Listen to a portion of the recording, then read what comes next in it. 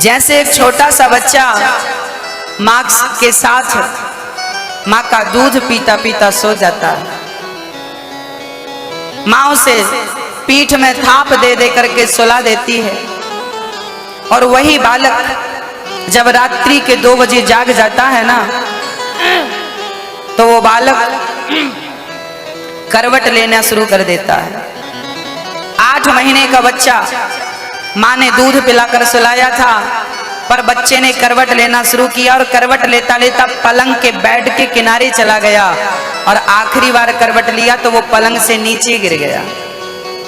अब मुझे एक प्रश्न का उत्तर दीजिए, बच्चा पलंग से नीचे गिर गया, क्या इसमें माँ की कोई गलती थी?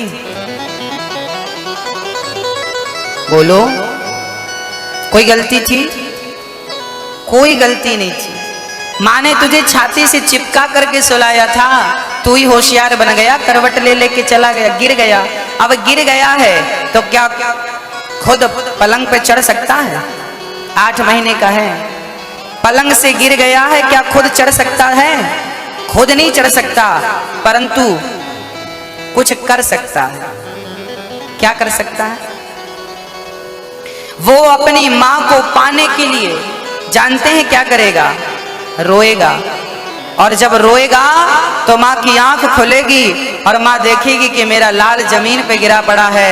बच्चे का रोना सुन करके माँ उठ करके बच्चे को छाती से लगा लेगी। बस भक्तों, जैसे बच्चा अपनी माँ को प्राप्त करने के लिए रोता है, और उस बच्चे के पास रोने के सिवा दूसरा चारा भी तो नहीं है, कोई ऑप्शन है?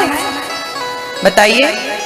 हाँ मेरी माँ, जैसे उस बच्चे के पास रोने के अतिरिक्त कोई ऑप्शन नहीं है, ऐसे हम ही वो बच्चे हैं, जब तक रोकर पुकारेंगे नहीं तब तक मेरा भगवान सुनेगा नहीं। आप भक्तों को जब तक रोना नहीं आया तब तक आप उसे प्राप्त कर नहीं सकते, और रोना आ गया तो आप उसे प्राप्त कर सकते हैं। भगवान को पाना हो तो बहुत कठिन काम नहीं है, बस उसकी याद में, उसके चिंतन में, उसके वियोग में रोना शुरू कर दीजिए। और रोकर जब पुकारेंगे तो मुझे नहीं पता कि वो कहाँ है, पर मेरा रोना सुन करके वो जहां भी होगा, जैसे बच्चे का रोना सुनकर माँ उसके पास पहुंच जाती है, बच्चा माँ के पास नहीं जाता, माँ बच्चे के पास आती है, ऐसे भक्त जहां खड़ा होकर रोएगा, भगवान वहां पहुंच करके भक्त को हृदय से लगाएगा। उसे कभी नहीं जाना पड़ेगा उसके दर पर। आपको केवल एक ही कार्य करना है, उसकी प्राप्ति के लिए केवल 2 आंसू बहाने।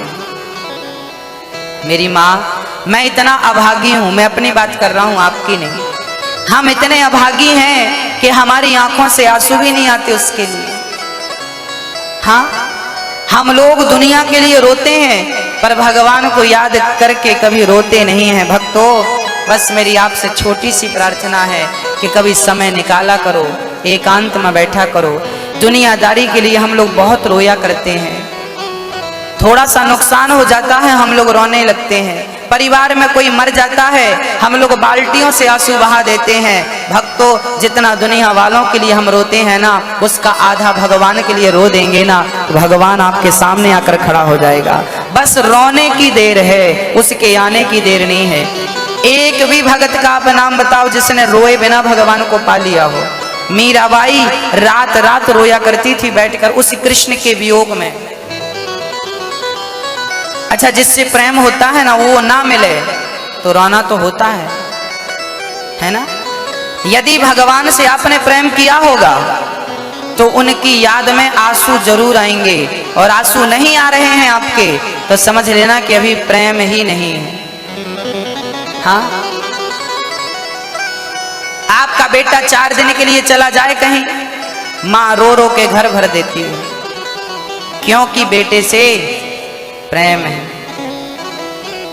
भगवान नहीं मिले, बुढ़ापा आ गया, बाल पक गए, 4 दिन बेटा ना मिलता तो आपकी क्या हालत होती? बुढ़ापा आ गए, अभी तक भगवान नहीं मिले, कौन रो रहा है?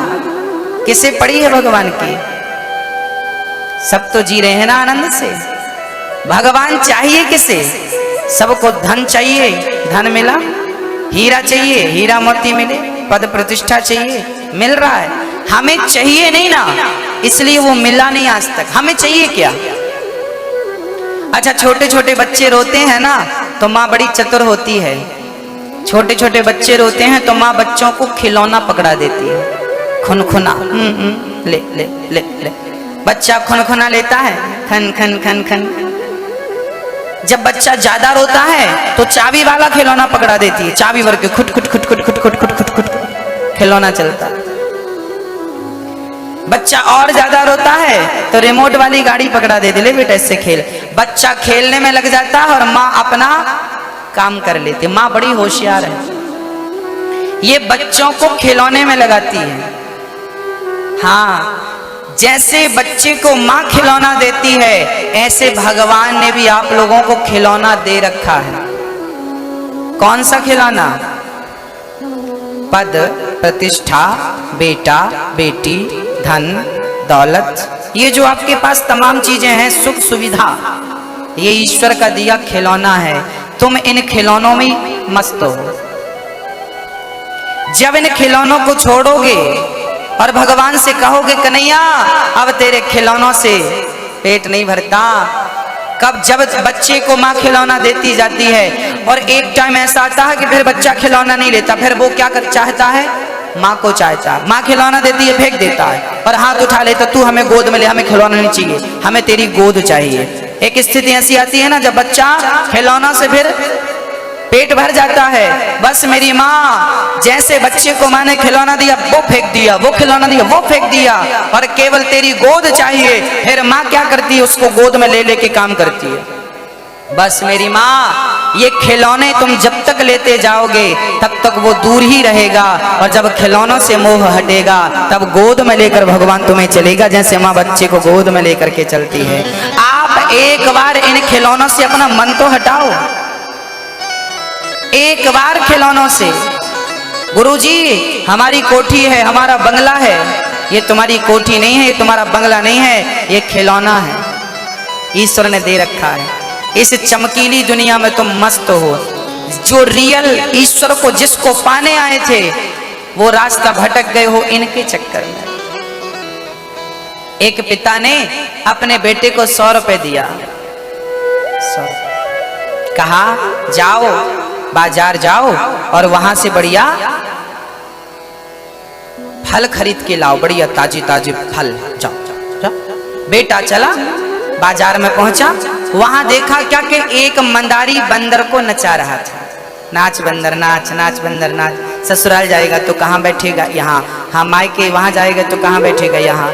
मंदारी बंदर को नचा रहा है। हाँ, गाड़ी चलाएगा, ससुराल गाड़ी से जाएगा कि पैदल जाएगा? वो गाड़ी से जाता है। हाँ जी। अब ये आदमी 100 रुपए गया था पिता के कहने से, वो भी बंदर का खेल देखने में मस्त था। हाँ, बड़ा सुंदर प्यारा बंदर है। जब मंदारी का खेल पूरा हुआ तो बंदर ने कटोरा उठाया और सबके सामने हाथ फैलाया। तो इन सज्जन ने भी 100 का नोट निकाला और वो इतने प्रभावित थे उस बंदर से कि 100 रुपए निकालकर उसकी झोली में डाल दिया। अब बंदर तो चला गया, मंदारी तो चला गया। अब साहब को याद आया कि मैं बाजार आया क्यों था। अरे पिताजी ने बाजार भेजा था फल लेने। अच्छा, वो दौड़ा दौड़ा फलों की दुकान पे गया, तब तक रात ज्यादा हो गई थी, फल की दुकान बंद हो गई। वापस आया, पिता ने क्लास लगाई, क्यों भाई फल ले आए? नहीं पिताजी, दुकानें बंद हो गई थी। अच्छा कोई बात नहीं, पैसे वापस करो। फल नहीं लाए ना तो पैसे वापस करो। नहीं नहीं पिताजी, पैसे खर्च हो गए। पैसे भी खर्च हो गए और जिस काम को भेजा था वो काम भी नहीं हुआ। बस मेरी माँ, ये कहानी बहुत छोटी सी थी, आइए मैं इसको और तरीके से समझाता हूँ। एक पिता ने 100 रुपए देके बेटे को बाजार भेजा था फल लेने के लिए। वो पिता कोई और नहीं, परम पिता ईश्वर था। भगवान ने ही हमें 100 रुपए देकर बाजार भेजे। संसार एक बाजार है। संसार क्या है?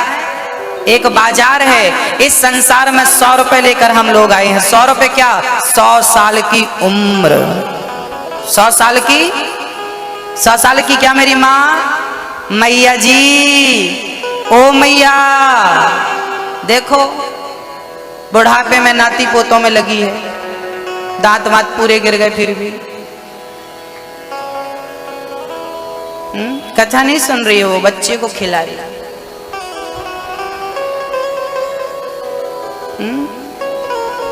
ओ मैया, यहां देखो, यहां दिख रहा। राधे राधे, सुन रही हो? नहीं, फ्यूज है कान क्या मेरी माँ? चलो, कुछ कुछ तो सुन रही हो, कुछ सुन रही हो, कुछ सुनना चाहती नहीं हो। मोह ममता कथा तक नहीं छोड़ रही है आपको। ध्यान दो मेरी माँ, कथा में आई हो सुन लो। नाती पोते तो घर में भी मिलेंगे। यहां आई हो ना, अब आ गई हो तो प्रेम से सुन लो।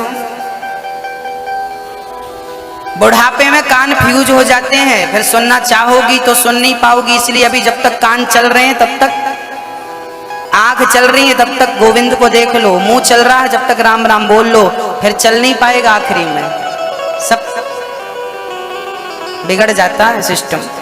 एक पिता ने 100 रुपए देकर बेटे को बाजार भेजा है। 100 रुपए मतलब 100 साल की उम्र उसने हमें दी, आपको दी, सबको 100 रुपए दिया। और कहाँ भेजा? संसार की बाजार में। यहाँ बेटा आया तो क्या हुआ?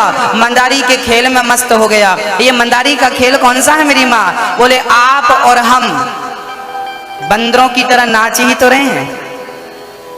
पत्नी का बंदर पति और पति की बंदर पत्नी, है ना? पत्नी कभी कभी कहती है मैं दिन भर नाचती हूं, पुरुष भी कहता मैं दिन भर नाचता हूं। नाच रहे हो तुम, बंदर ही तो हो। हम सब उस ईश्वर के बंदर हैं, नाच रहे हैं। हाँ, और याद रखना मेरी माँ, इसी नाच गाने में 100 साल की उम्र पूरी हो गई। पत्नी में, बच्चों में, पहले पढ़ाई के लिए नाचा, फिर नौकरी के लिए नाचा, फिर पत्नी के लिए नाचा, फिर बच्चों के लिए नाचा, फिर नाम पद प्रतिष्ठा के लिए नाचा। ये पूरी जिंदगी नाचते नाचते चली गई। 100 साल खर्च हो गए कि नहीं? पिता ने भेजा था फल लेने के लिए। कौन से फल? बोले संसार की बाजार में जाओ और अच्छे अच्छे कर्मों के फल लेकर के आइए, अच्छे अच्छे कर्म करके आइए। पर यहाँ आए और नाच में ही, पत्नी परिवार में ही लग गए। इन्हीं में 100 साल यही करते करते, पत्नी के संग, बेटों के संग रहते रहते, भोग भोगते भोगते टाइम पूरा हो गया। आंख बंद हो गई, मतलब दुकानें बंद हो गई। गए जब तक याद आई कि पिता ने भेजा है किसी काम के लिए, जब तक कोई सच्चा गुरु आया बताने के लिए कि तुम क्या करने आए हो और क्या कर रहे हो, जब तक आपको अक्ल आई, जब तक समझ आई, तब तक दुकानें बंद होने का टाइम था। दुकानें बंद होने का मतलब आंखें बंद, हंसा जा रहा है। ये दुकानें बंद होने वाली है मेरी माँ, अभी है। हाँ, बचा हुआ है। लो पूरे पैसे खर्च हो गए संसार की मस्ती में। जब वापस गए, भगवान ने पूछा क्यों भाई आ गए, क्या लेकर आए हो? भेजा था अच्छे अच्छे कर्मों का फल लेने के लिए, पर कुछ नहीं मिला, खाली हाथ आ गए। भगवान ने कहा चल पैसे वापस कर, पैसे भी खर्च, और मिला भी कुछ नहीं। उठ जाग मुसाफिर भोर भई, अब रैन कहाँ तू सोवत है। जो सोवत है वो खोवत है, जो जागत है वो पावत है। समय कम है मेरी माँ, आपकी हर श्वास कीमती है। याद रखिएगा, आज का सूरज अस्त हो रहा है। याद रखिएगा कि आपकी जिंदगी का एक दिन और कम हो गया। हाँ या ना? आपकी जिंदगी का एक दिन और हो गया कि नहीं? अब बताइए, क्या ये दिन कोई बढ़ा सकता है? बढ़ा सकता है ना? कोई नहीं बढ़ा सकता। इसलिए मेरी माँ, सबसे कीमती समय है। पैसा बहुत कमा लोगे, पर बहुत पैसे के चक्कर में जो समय, सार्थक समय जो गवा दोगे ना, वो पैसे सारे देकर भी अपना समय खरीद नहीं सकते आप। अच्छा, क्या आप 1 करोड़ रुपए देकर 1 मिनट खरीद सकते हैं? दिल्ली का कोई बहुत बड़ा आदमी मरने लगे और वो पैसे वाला मरे और यमराज से कहे कि साहब मैं तो पैसे वाला हूं, मेरे से 20 करोड़ ले लो और मुझे जरा 1 घंटे का टाइम दो। पैसे ले लो, मैं 2 दिन का टाइम दो, मिलेगा।